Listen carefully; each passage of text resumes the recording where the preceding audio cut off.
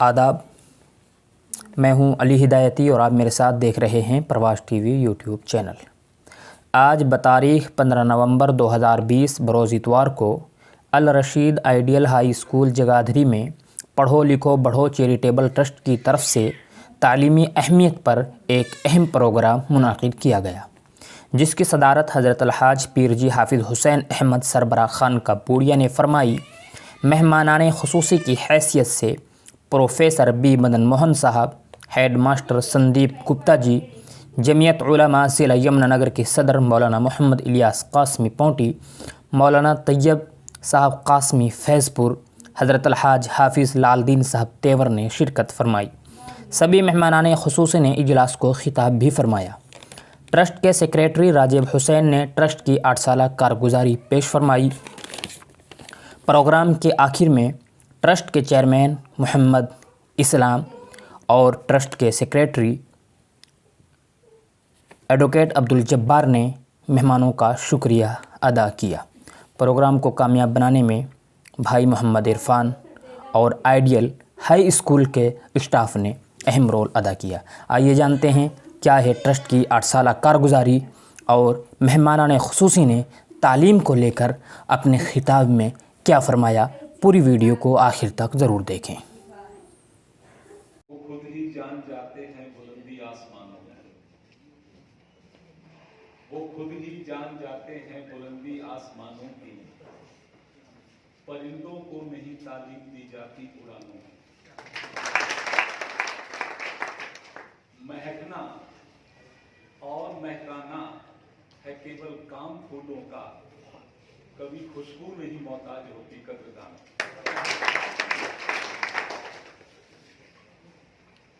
मेरे बहुत ही आदरणीय, बहुत ही सम्माननीय पीर साहब, हाजरीन और पढ़ो लिखो बढ़ो संस्था के तमाम पदाधिकारीगण, मैं अपने दिल से पढ़ो लिखो बढ़ो संस्था के तमाम साथियों को मुबारकबाद देता हूं, शुभकामनाएं देता हूं। पीर जी की रहनुमाई में लगभग 15 सालों से क़याम-ए इंसानियत के बैनर के तले हम लोगों को आपस में जोड़ने का काम कर रहे हैं, लेकिन पिछले लगभग 2-3 सालों से पढ़ो लिखो बढ़ो संस्था ने एक बहुत बढ़िया मुद्दा जो है उठाया और वो इस पे काम करने लगे हैं। मैं समझता हूं कि इस इलाके में अभी तक पीर जी को छोड़ के किसी पॉलिटिकल पार्टी या किसी धार्मिक संस्था या किसी सामाजिक संस्था ने इस ओर ध्यान नहीं दिया। 1983 में मुकदला नेशनल कॉलेज को मैंने ज्वाइन किया और मेरी आदत है कि मैं जा रहा हूं उस इलाके की भौगोलिक स्थितियों को और वहां के लोगों की जिंदगी को समझने की कोशिश करता हूं। उसी के तहत जब मैं इस इलाके में घूमा तो चक्राता के नीचे जो कालसी है, कालसी से लेकर और पंचकुला तक, मोरनी हिल्स तक, जो ये सारा तराई का इलाका है, इस इलाके में, तराई के इलाके में रहने वाले लोग भले ही वो किसी धर्म, किसी जाति, किसी समुदाय से जुड़े हों, यहां मैंने महसूस किया कि एजुकेशन का प्रभाव जो है वो कम क्या, काफी कम है। और खास तौर से जो हमारे मुस्लिम भाई हैं, उनमें ये रेशो उससे भी ज्यादा है, सबसे ज्यादा ये रेशो। मैं कभी फ्लाइंग स्क्वाड के ऊपर जाता, कभी नारायणगढ़ जाना होता, पंचकुला जाना होता, सडौरा जाना होता,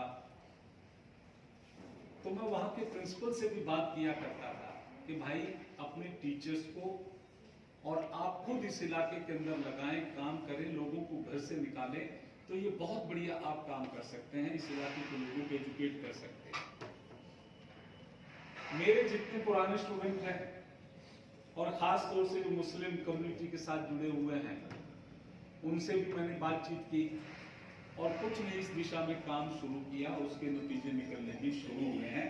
लेकिन अभी भी मेरे दोस्तों, मुस्लिम कम्युनिटी में एजुकेशन के लिहाज से बहुत बढ़िया रिजल्ट नहीं है।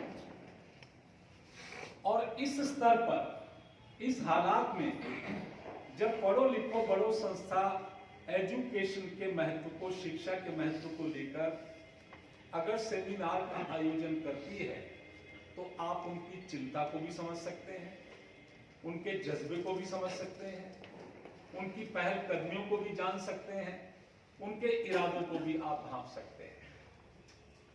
और यदि आपको लगता है कि ये सारी चीजें सही हैं, तो मेरे दोस्तों, इस लक्ष्य को पाने के लिए आप तमाम साथियों को उनके साथ जुड़ना चाहिए और कदम से कदम मिला के आगे चलना चाहिए।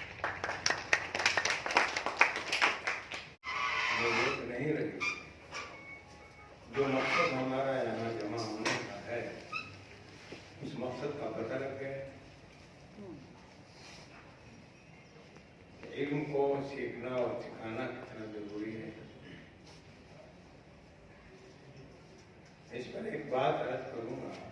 अभी मेरे अजीज मोहतरम प्रोफेसर साहब ने अपने बयान में एक बात फरमाई थी पर्दे के मुताबिक। उस पर यह अर्ज करूंगा कि पर्दा इल्म के लिए कोई रुकावट नहीं, कहीं पाबंदी नहीं कि पर्दे में इल्म नहीं सीख सकते। ये कमजोरी हमारी है कि हम इंतजाम नहीं कर सके। जिस प्यारे वतन में हम रहते हैं, इस वतन अजीज में जो उसूल और कानून सभी के लिए तय है, उसमें ये तय है कि अपने इदारे आप कायम कर सकते हैं। कौन मना करता है? लेकिन हमारी सुस्ती और काहिली ने हमें कमजोर कर दिया।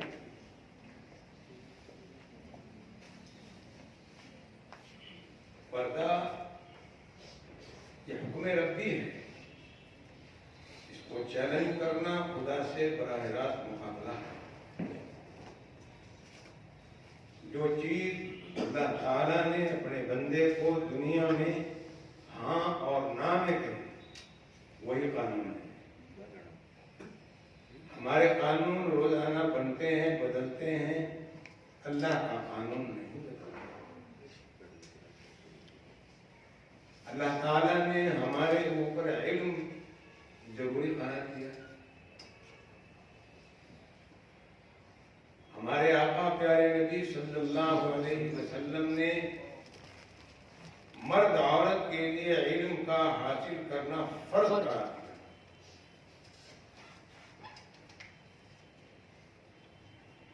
कहीं भी आप देख लें फर्ज नहीं कहा, लेकिन मोहम्मदुर रसूलुल्लाह ने फर्ज कहा।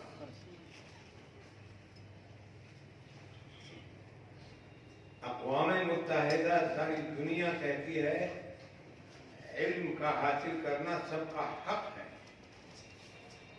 हक माफ हो सकता है, फर्ज माफ नहीं होता। अल्लाह ताला ने अपने बंदे को इल्म से ही रोशन किया। रहने दे आसमां, रहने दे आसमां जमी की तलाश कर, रहने दे आसमां जमी की तलाश कर, सब कुछ तो तेरे पास है, आस पास तलाश कर। सब कुछ तो तेरे पास है, आस पास तलाश कर। आरजू जीने की है तो जी चट्टानों की तरह, आरजू जीने की है तो जी चट्टानों की तरह, और जीने के लिए कोई तो वजह तलाश कर। बहुत ही मान और सम्मान के योग्य हम सबके प्रेरणा पुंज, और जिनकी वाणी सुनने की कई वर्षों से कसक मेरे मन में थी, वो आज पूरी हुई। माननीय डॉक्टर बी मदन मोहन जी, पढ़ो लिखो बढ़ो ट्रस्ट के सभी पदाधिकारी, इस्लाम जी चेयरमैन, रियाज खान जी और मेरे बहुत ही प्यारे स्टूडेंट रहे और इस संस्था की बैकबोन जो हैं माननीय राजीव हुसैन जी, जब्बार हुसैन जी और आप सभी मौजूद लोग जो यहाँ एकत्रित हुए हैं।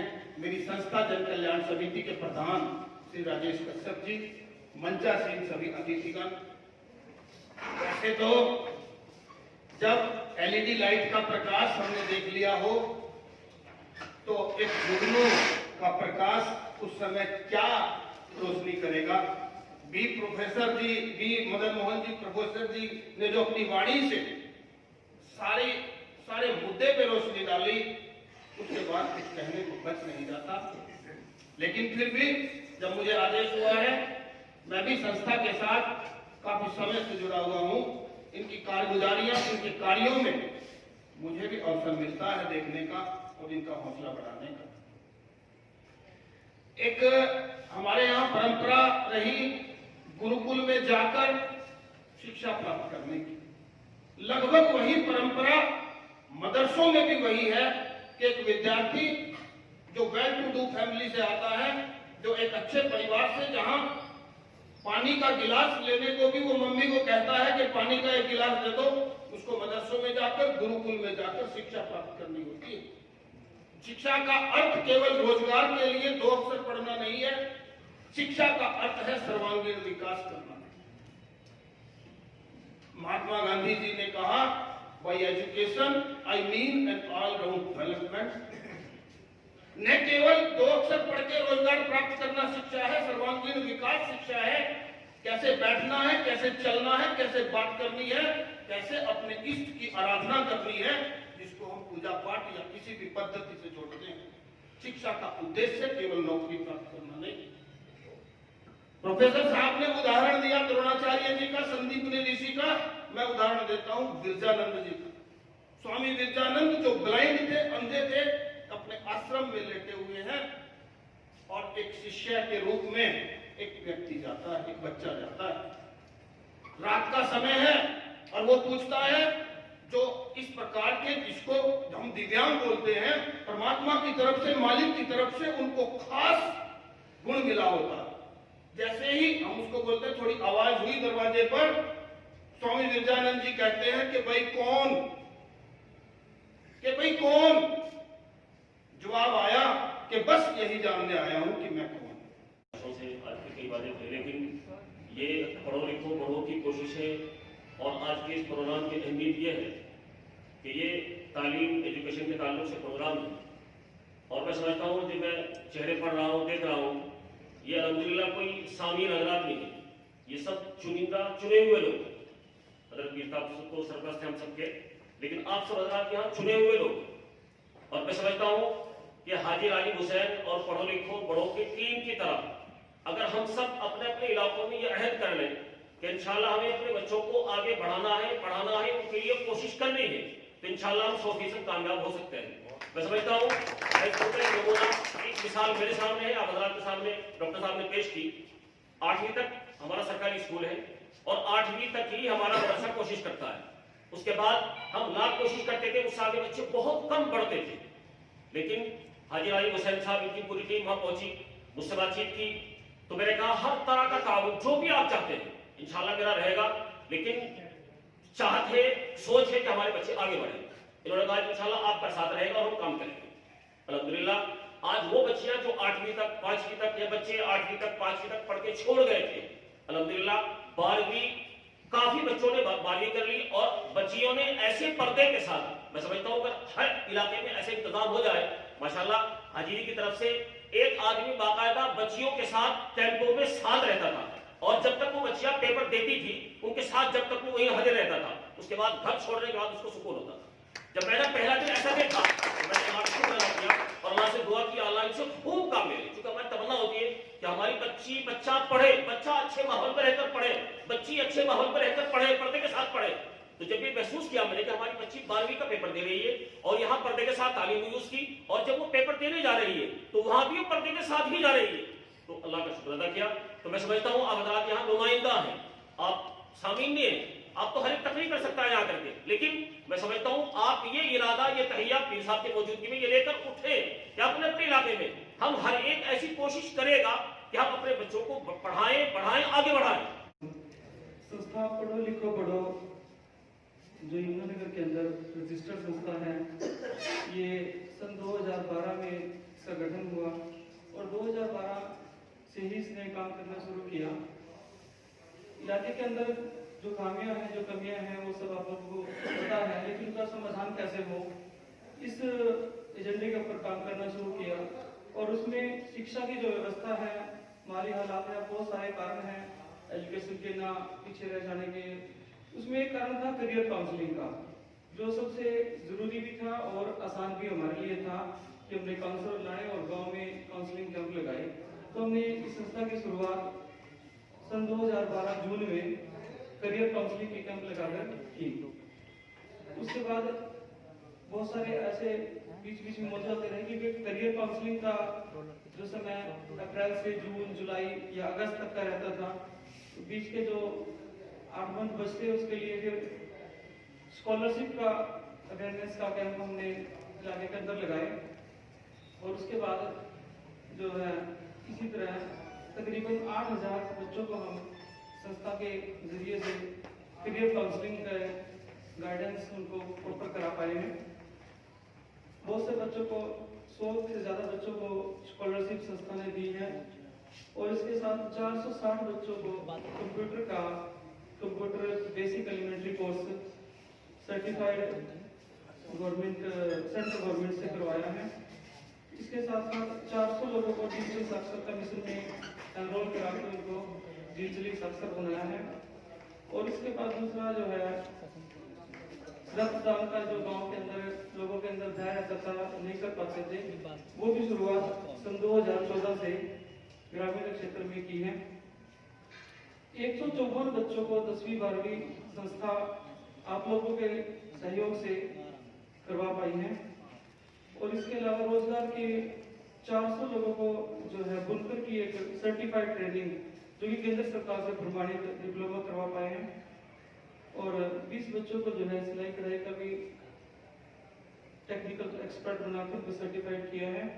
इसके अलावा जिस तरह आयुष्मान कार्ड होता है, उससे पहले ही 25 लोगों को हैदराबाद के अंदर ऐसे कार्ड जारी किए गए हैं, जिसमें सरकारी, प्राइवेट, मेडिकल स्टोर सब दवाइयाँ उन लोगों को, कार्ड होल्डर को हैदराबाद के अंदर फ्री दी जाती हैं। और इसके अलावा जो बड़ी जरूरी समस्या है गांव के अंदर, दस्तावेज, Aadhaar card, vote card, ration card में नाम सही ना हो पाना, जिसके जब डिजिटल आया, डिजिटल पेंशन जब डिजिटलाइज हुई, बैंक में पेंशन आने लगी, तो बहुत से लोगों की पेंशन इसी कारण से रुक गई क्योंकि आधार कार्ड, बैंक अकाउंट और जो पेंशन अकाउंट है उसमें मिसमैच हो, करेक्शन नहीं होते, क्योंकि नाम में, फादर नेम में, डेट ऑफ बर्थ में मैच नहीं हो पाया। तो उसके कैंप हमने गांव के अंदर ही कैंप लगाए, वहीं पे सिस्टम लगाए सारे, राशन कार्ड का भी, आधार कार्ड का भी, वोट कार्ड का भी। बंदा एक तरफ से एंट्री किया, दूसरी तरफ निकला तो उसके सारे डॉक्यूमेंट दुरुस्त होते चले गए। इस तरह के काम। और उसके बाद 2 अगस्त 2016 से आज तक शायद ही कोई दिन ऐसा हो जिस दिन कोई काम ना हो। अदरवाइज संस्था के माध्यम से उसके प्लेटफॉर्म पे गांव दर गांव इंडिविजुअल हर तरह से इसका एक जो नंबर है उस पर बहुत सारे ऐसे लोगों की समस्याएं आती हैं, पेंशन की या गवर्नमेंट स्कीम के ना मिल पाने की या कैसे मिल पाने की, वो गाइडेंस की, तो वो लगातार जो है हर डे कोई ना कोई इसकी एक्टिविटी चलती रहती है। ये सब आप लोगों के सहयोग, आप लोगों के साथ देने से ही संभव हो पाया है। धन्यवाद।